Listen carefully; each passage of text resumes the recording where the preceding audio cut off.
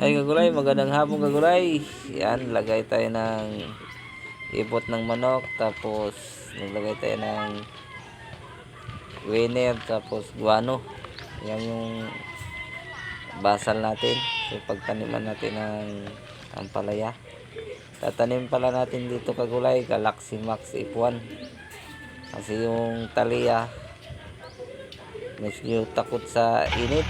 Kaya wala na tayo ng Galaxy Max kasi yung talia natin na lang kung karaan daw harvest na tayo. mga alan Yan, nagpatlak-tulkan tayo kagulay. Tapos nagbutas.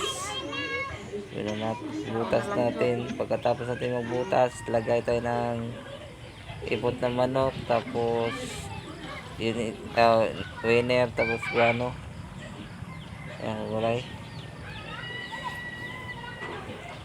Edad sa ating palaya na ngayon na talia F1 na katatlong buwan na kagulay.